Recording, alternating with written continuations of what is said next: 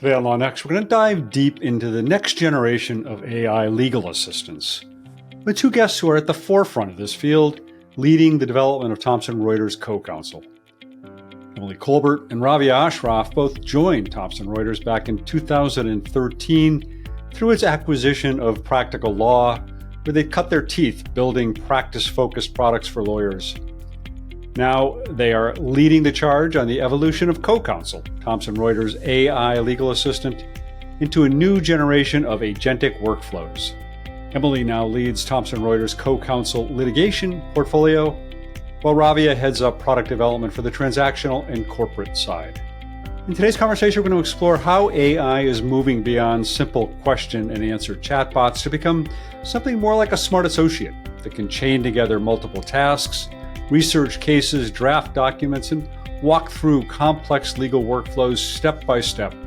We'll also talk about the challenges of bringing cutting-edge technology to a profession that values precision and trust. Learn more about what's coming this summer in the next major release of CoCounsel, and get their thoughts on how all of this will reshape the practice of law. I'm Bob Ambrogi, and this is LawNext, the podcast that features the innovators and entrepreneurs who are driving what's next in law. We'll get to all that in just a moment, but first, please take a moment to hear from the sponsors who so generously support this podcast.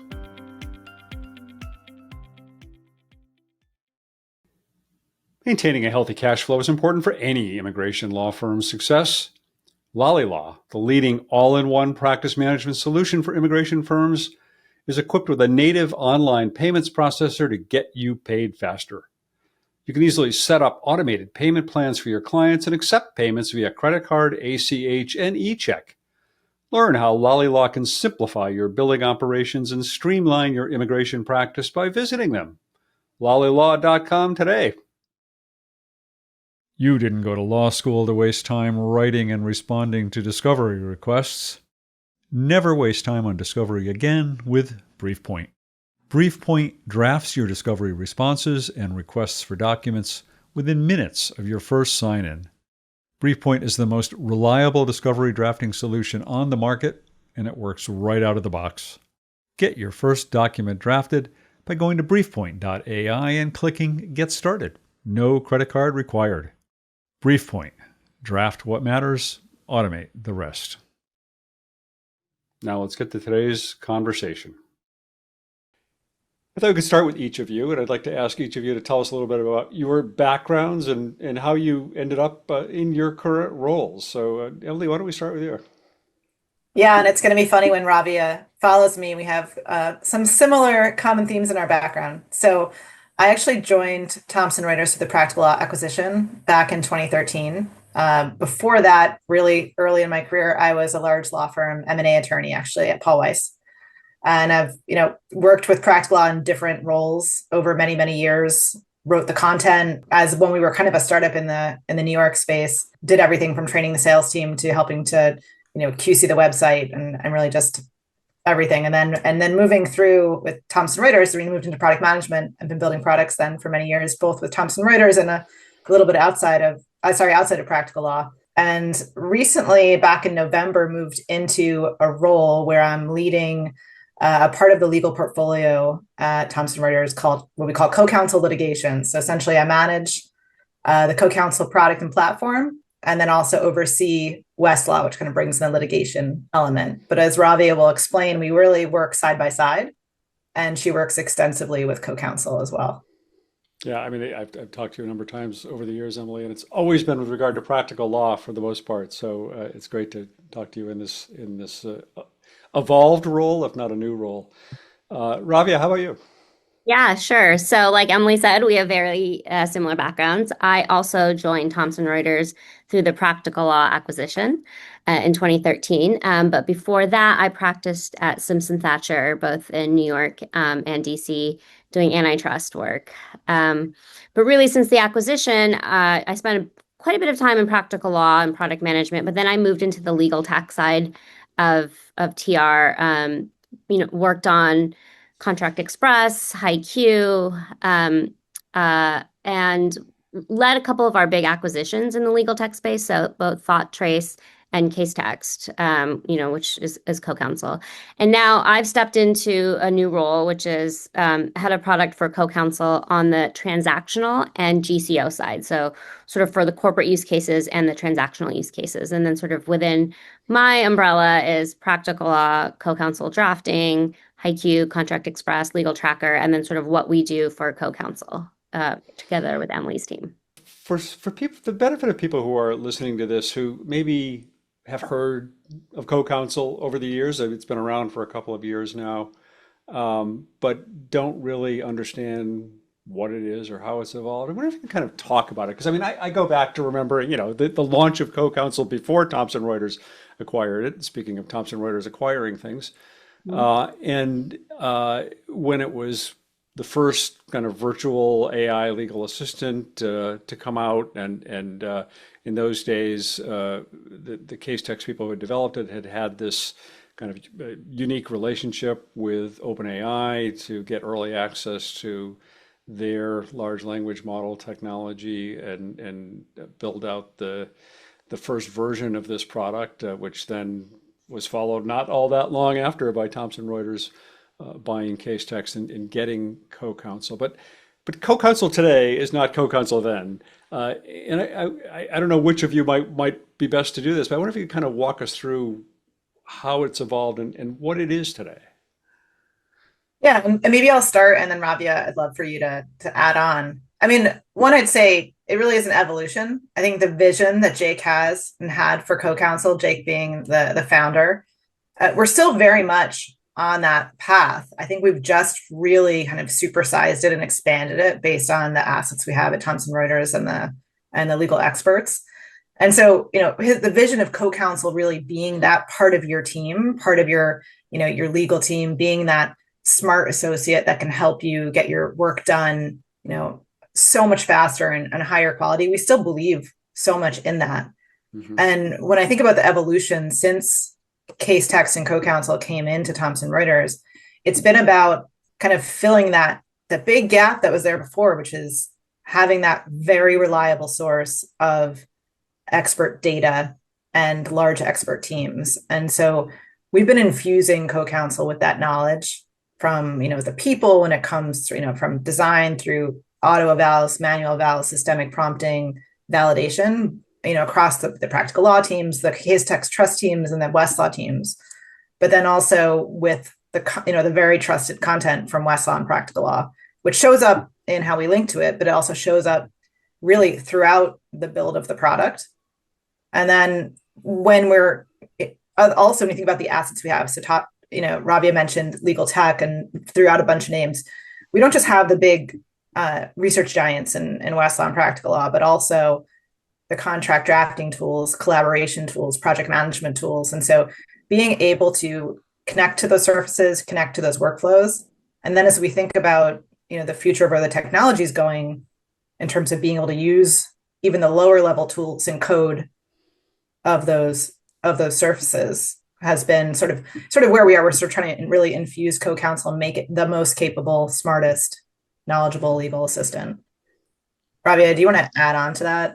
Yeah, and I mean, obviously, like the key point is that the difference between CoCounsel pre-acquisition and post-acquisition is that it's now infused by Westlaw and practical law knowledge and expertise. But I think the other thing that we've really done since we brought that team on board is expand CoCounsel into Microsoft Word with CoCounsel drafting, taking CoCounsel into Office, Outlook, Teams, sort of bringing it into other surfaces. CoCounsel, now the AI assistant's available in Westlaw, it's available in practical law. So it really is this like unified AI assistant that meets lawyers where they work. And there's a long way to go, but that's sort of the path we're on. Yeah. And do you view CoCounsel as a component of a broader generative AI strategy within Thomson Reuters, or is it really a focal point of that strategy? Yeah, maybe both. So CoCounsel is now like our brand name for everything we're doing around generative AI. So for example, we have CoCounsel for tax as well as CoCounsel for legal.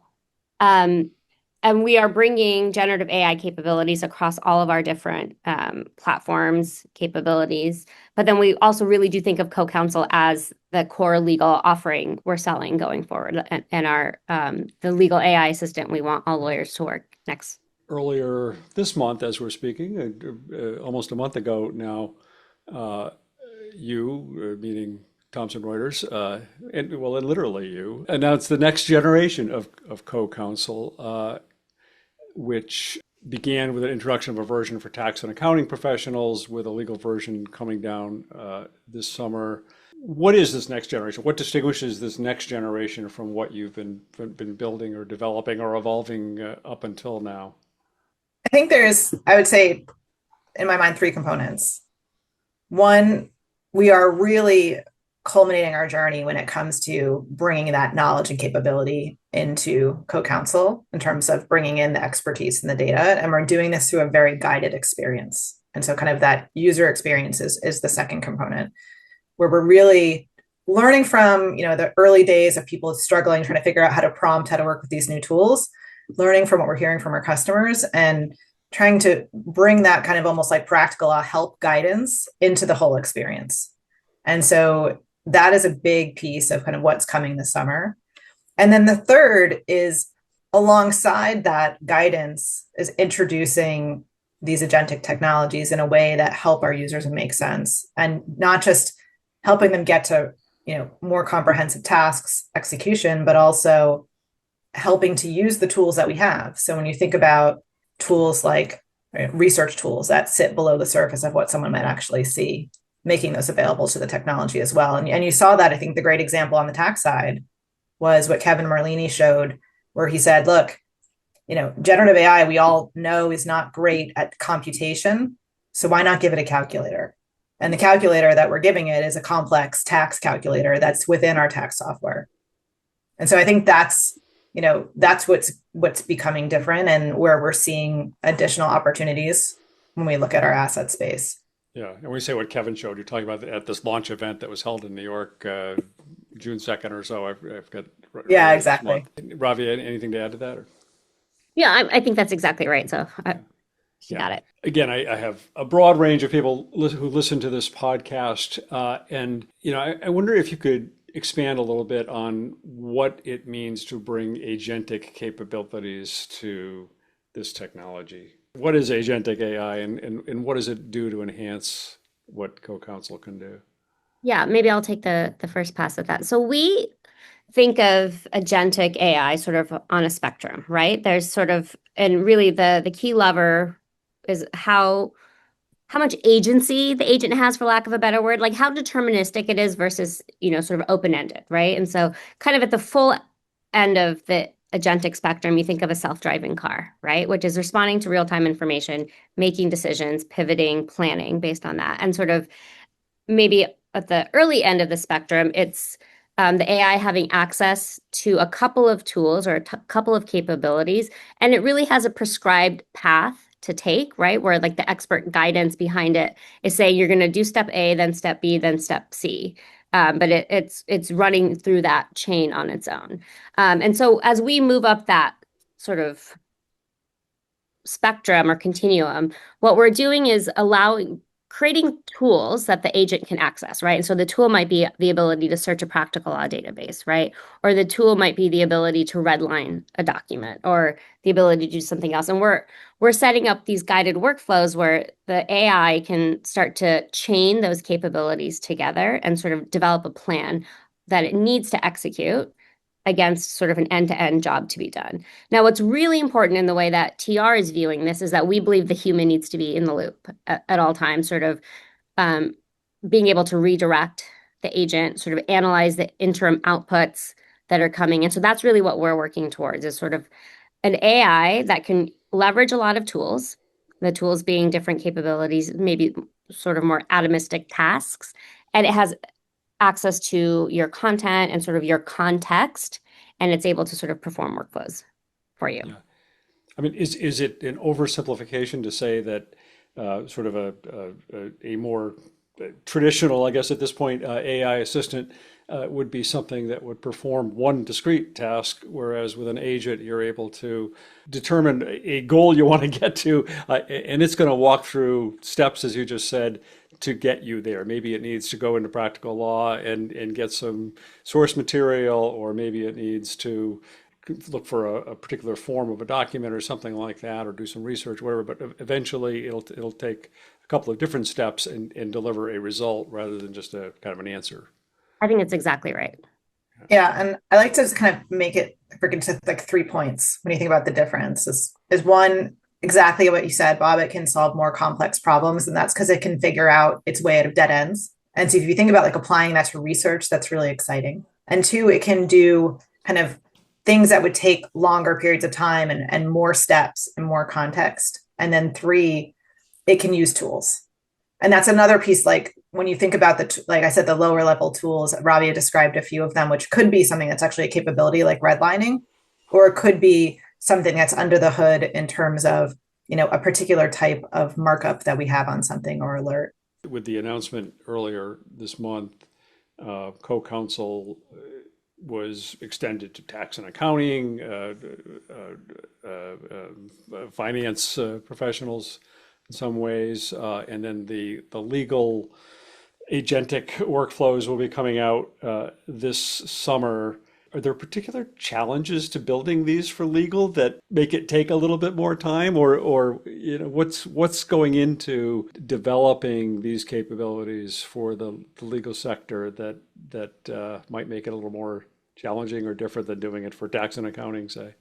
I think so. I don't know if it's specific to legal versus tax, and then Rawia, please do jump in. But I think it's understanding the job to be done and the steps that need to be done, where the human intervention is most helpful, where the data and the content and expertise we have can be best served, and really bringing that together in a way that's easy for the user to use. That may not be so different than on the tax side. I think on tax, you're dealing with a lot more kind of numbers-based activities, which have their own challenges with generative AI, which is very different, where legal is more language-based.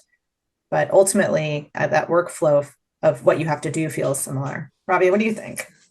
Yeah, I would say it's not that there's more complexity in legal. I think we have a brilliant team on the co-counsel for tax side with Kevin Merlini and Lucas Adams, and we've just been able to learn a lot from the way that they're approaching it. They joined us through the Materia acquisition, so that we're just kind of infusing back and forth with our teams, sort of best practices, and sort of chose to go to market first with tax and accounting, and then with a launch for legal over the summer.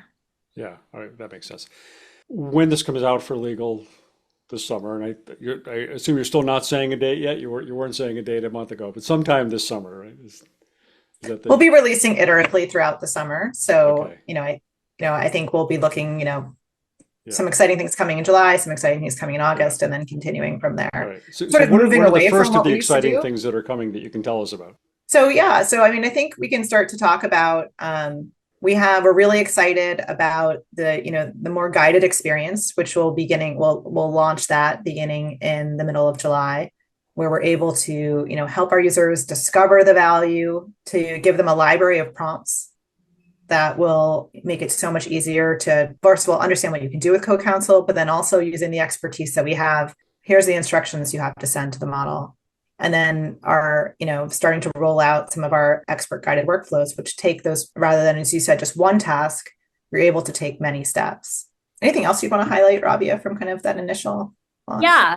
So with CoCounsel for Legal, we have the benefit of like over 12,000 firms that use, our generative AI capabilities. And I think something between 4,000 and 5,000 corporations. And so we've gotten a lot of feedback from them over the past 18 months, 24 months on what their challenges are and what they want to see CoCounsel do. And so a lot of those things are informing our launches. So to Emily's point, one of the first things is a prompt library and a workflow library, right? Where teams can create their own prompts and share those. But also we pre-publish prompts and workflows that we know create a lot of value and sort of take away that challenge of figuring out how to use the generative AI. So it's rolling out soon. We've also launched a capability called Knowledge Search, and that's rolling out sort of in tranches over the summer. So we're starting it with some customers have access to it in the UK already. And that allows you as a user to plug into all of your document repositories. So I manage on-prem or, cloud, NetDocs, HiQ, SharePoint, OneDrive, Practical Law, Westlaw, sort of all of these content assets, and search that from one place in CoCounsel. get back your results, and then select documents. And from there, start running skills or workflows over those documents. And so that's something that people were really telling us they wanted to do from the CoCounsel surface and also from CoCounsel drafting, sort of the word surface. Like, we know when someone's searching for a document, it's because they want to do something with it, right? So we're bringing the documents and the ability to search right there where you're doing the work, and then you can sort of kick off a workflow. So that's coming out soon. A lot of the guided workflows we're doing, internally we're calling them like practical law guided workflows or like Westlaw guided workflows. We'll figure out what the official marketing name is. But what that does is it takes either like a template or don't call them Harvey guided workflows. no chance.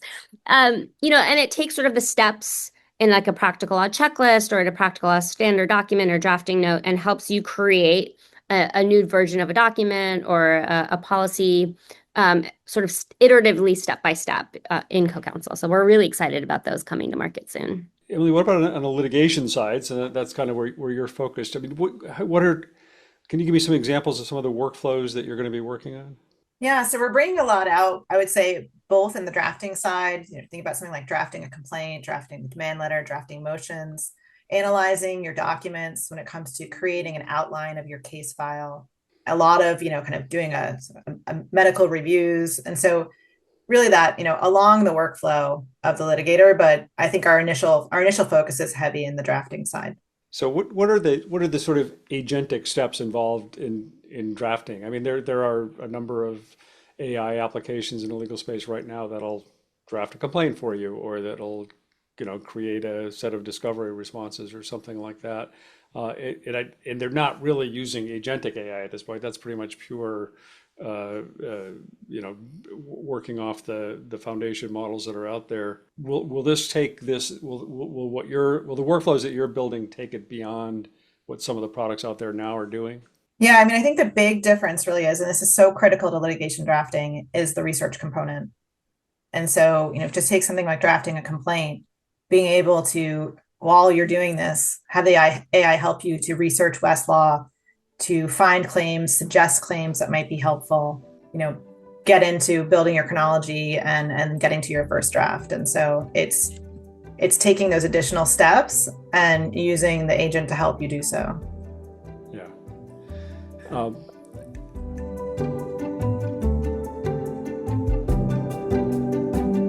We've been talking about the technical evolution of CoCounsel and how agentic AI workflows are changing what's possible for legal assistance. But building cutting-edge technology for lawyers isn't just about tech. It's about understanding the unique challenges of working in a profession that demands both innovation and absolute reliability. When we come back, Emily and Rawia will share what it's like to push the envelope in a 180-year-old company serving an often change-resistant profession. We'll talk about how they're helping law firms develop strategies to actually succeed with AI adoption. First, please take this opportunity to learn about the sponsors whose generosity supports this podcast.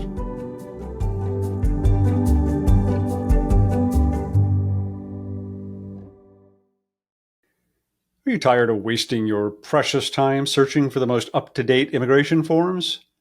Then look no further than LawLeX, the #1 rated immigration case management software.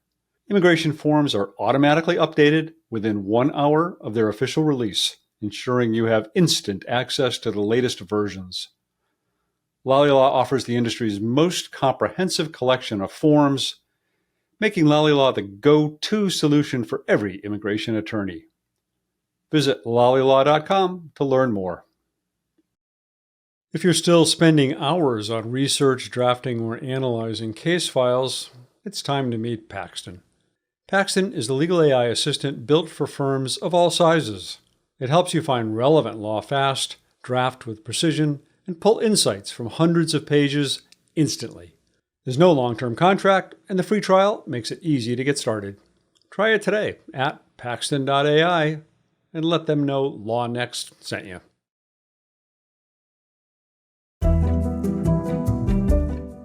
Welcome back to LawNext, where I'm speaking with Emily Colbert and Rawia Ashraf from Thomson Reuters about the evolution of the company's AI legal assistant, CoCounsel. Before the break, we were talking about the technical aspects of agentic workflows, and now I want to dig into something that's equally challenging: How do you balance pushing the boundaries of innovation while maintaining the trust and reliability that the legal profession demands? Let's get back to that conversation.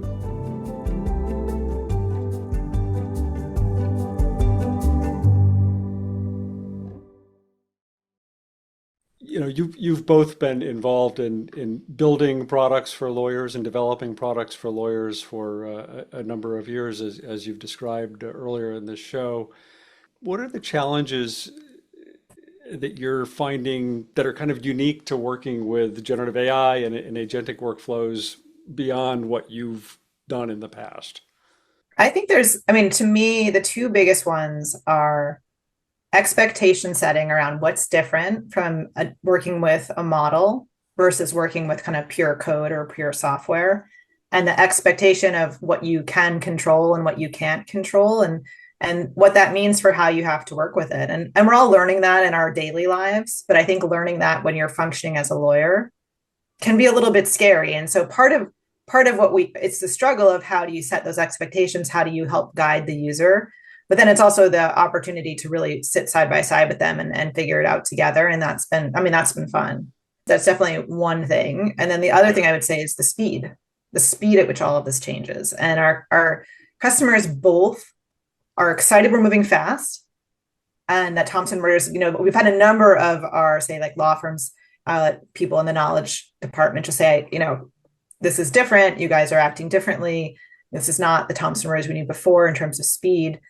And at the same time, they're saying, but wait a minute, don't change it. I need to roll it out. And, let's give me some time. And I think in this world, there isn't time because everything is advancing so quickly. That's both super fun and can be a challenge when you're trying to help your customers with change. Yeah, I'd add also, I think one thing that's different is that customers are pulling much more than they used to. You know what I mean? It used to be sort of like, AI has been around in legal tech for a long time, but the adoption never got above like 25, 30%, if you're doing really well in terms of adoption. And now, everyone is asking for this. They want to know what's next. They want to be involved. They want to help shape roadmaps, and they're looking to us, as like their trusted partner to help them sort of evolve the way that their attorneys work. So that's fun and exciting to sort of have a seat at the table with so many organizations to help them develop their AI strategy. When you talk about overcoming, Emily, when you talk about sort of overcoming some of the expectations around this, just this morning, Thomson Reuters came out with a survey talking about the fact that a number of legal organizations don't really have any kind of a strategy around adopting AI, and they're doing it on a more of an ad hoc basis. And the point of the survey was to say those organizations, law firms, corporate legal departments, whatever it may be, that have a strategy stand to achieve greater benefit out of using AI products, and those that are doing it on a more ad hoc basis don't. How do you help customers figure out what's right for them and how to use this technology and how to deploy this technology? How do you help them maybe help build that strategy? Yeah, there's a couple of different ways. I mean, we actually launched a program where we do closely partner with our customers, but that's a smaller group that really want to engage with us almost, as a partner consulting kind of business. But for all of our customers, we have invested heavily in customer success, and we've always had that part of our business at Thomson Reuters, but we've really supersized it in the last kind of year or so.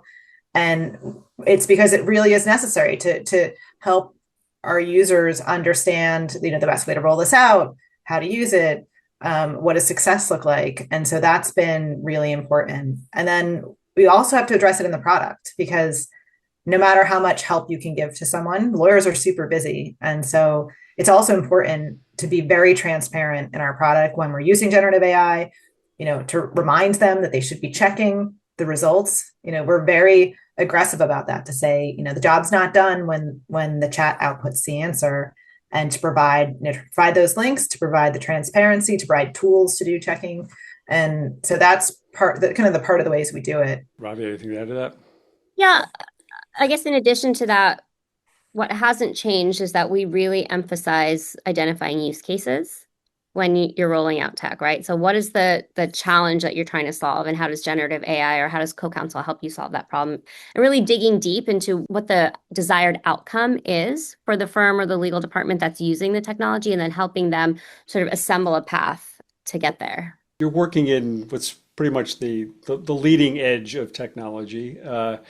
You're doing it in a profession that has been somewhat resistant on some levels to change. You're also doing it within an organization that's almost a 200-year-old company, although obviously a company that's evolved dramatically. But I wonder kind of how you, I even personally think about how do you balance sort of pushing the envelope and driving innovation with making sure that you are doing it, responsibly and consistent with the traditions of your company, of the profession that you're working in. How do you kind of draw that line? Well, I think sorry, go ahead. You talk, Rob. Yeah.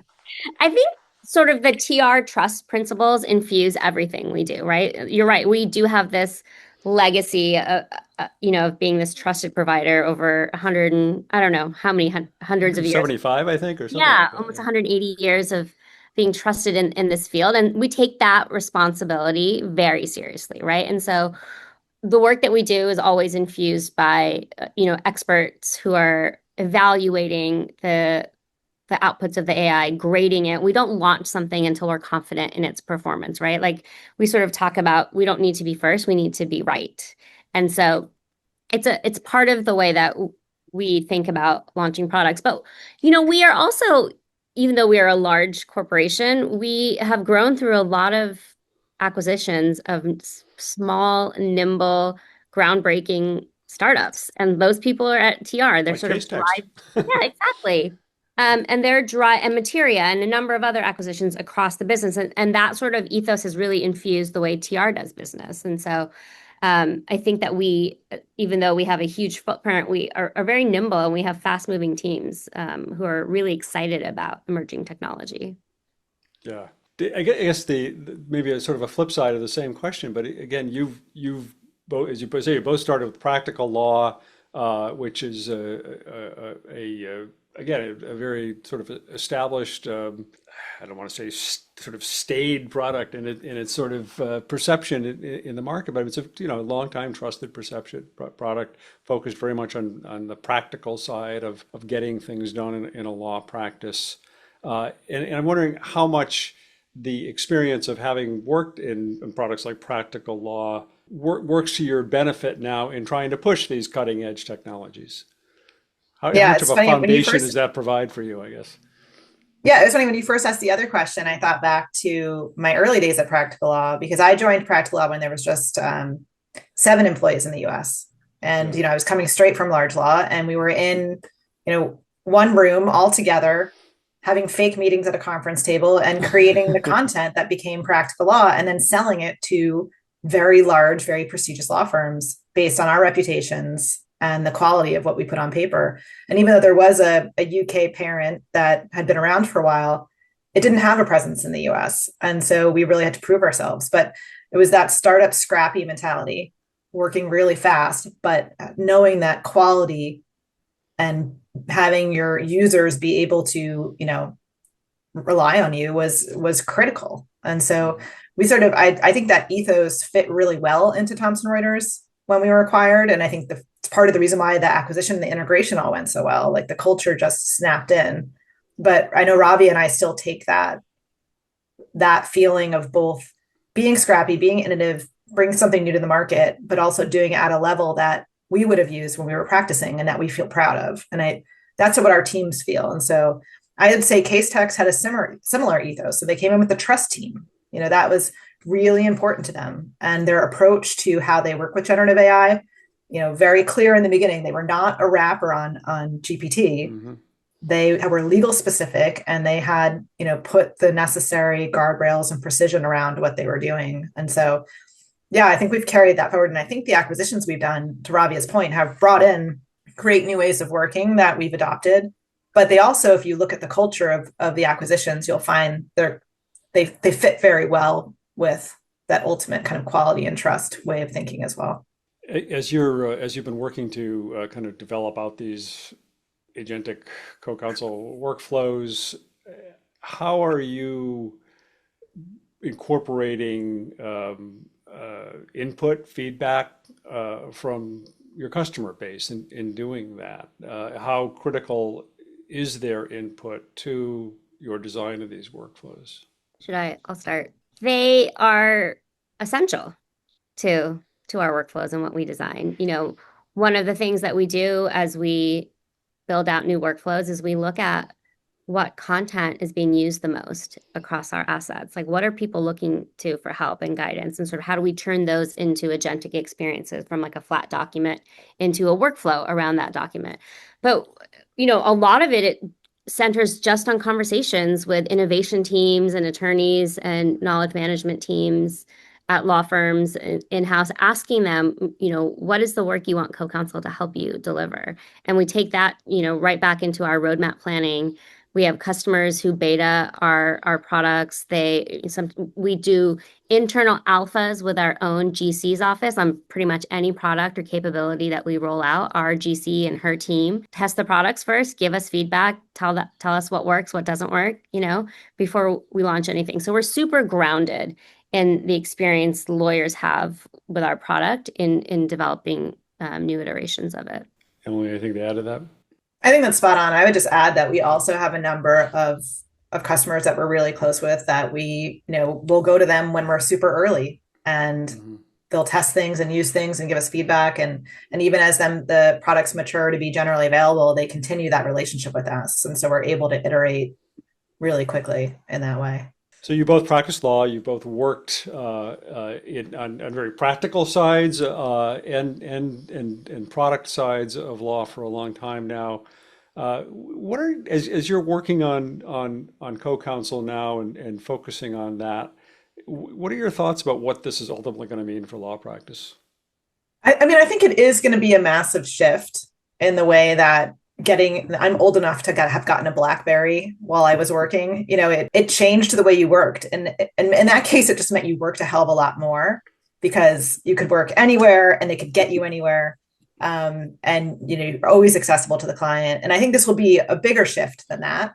But I'm hopeful that it will be a shift in that, like e-discovery, there will be certain tasks that lawyers no longer have to do the grunt work of because it's not necessary. And as they're doing the more sophisticated work, whether that's their litigation strategy or negotiating, they have something by their side that they can rely on that can help take the kind of mystery away and really help, get to that more human interaction that they're being paid for at the same time.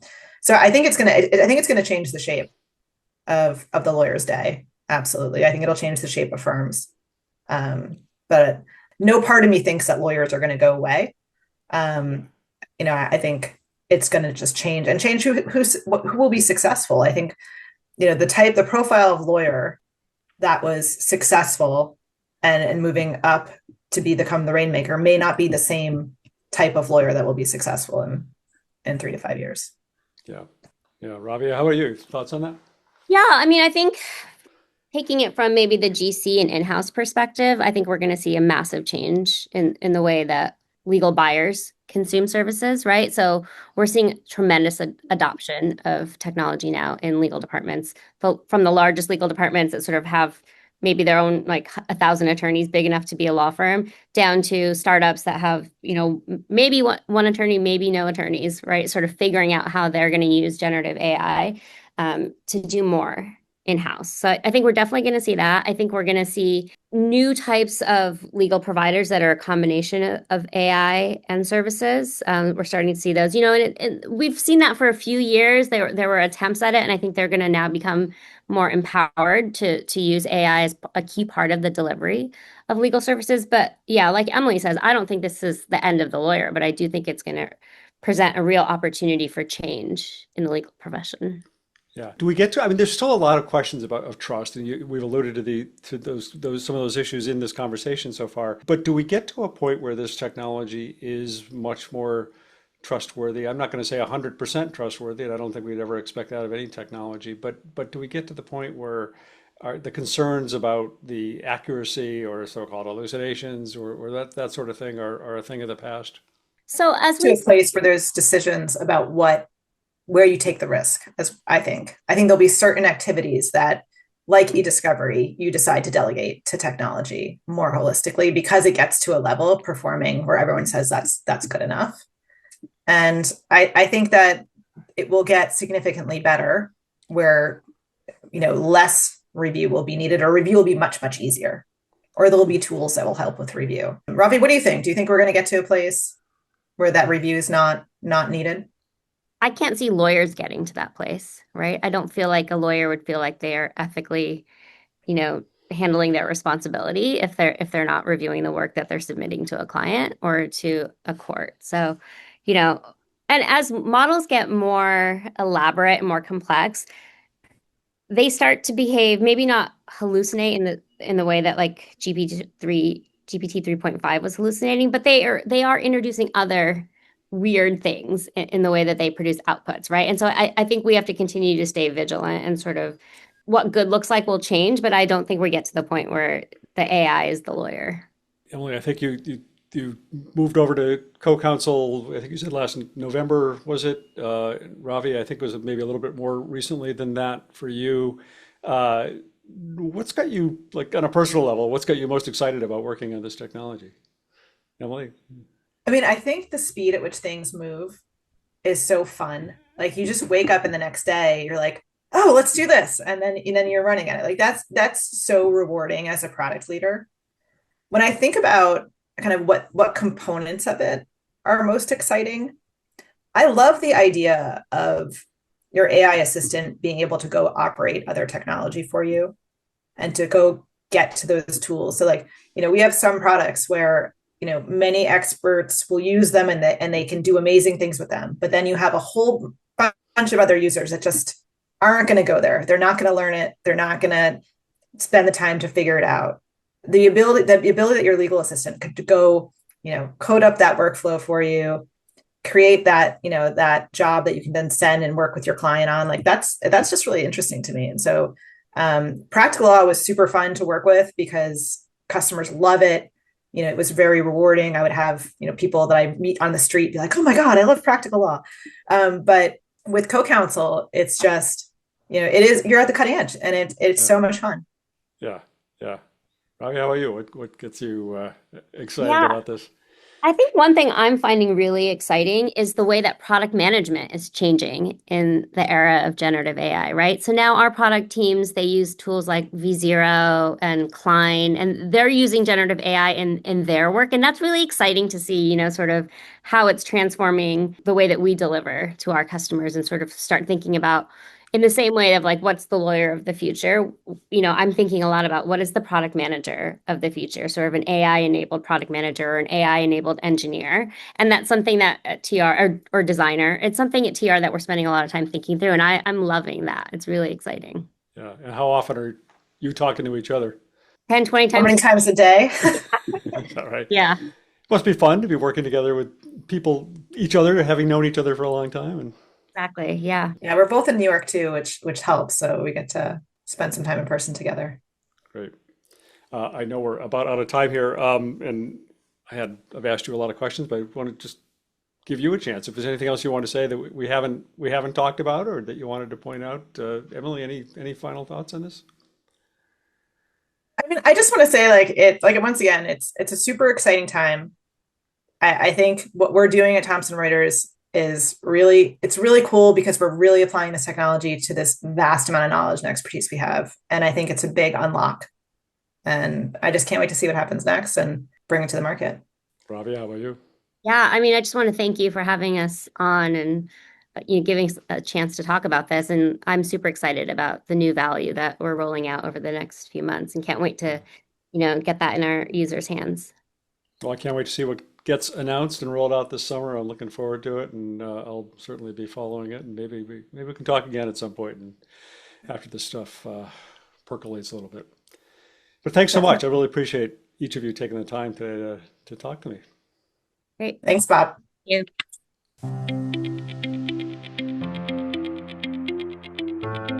Thanks for listening to today's show. I hope you enjoyed it. If you'd like to share your own thoughts or comments, please do so. You can message me on LinkedIn or just email me directly, ambrogi@gmail.com. If you're a fan of LawNext, please leave us a review wherever you get your podcasts. LawNext is a production of LawNext Media. I'm Bob Ambrogi. I hope you'll join us again next time for another episode of LawNext.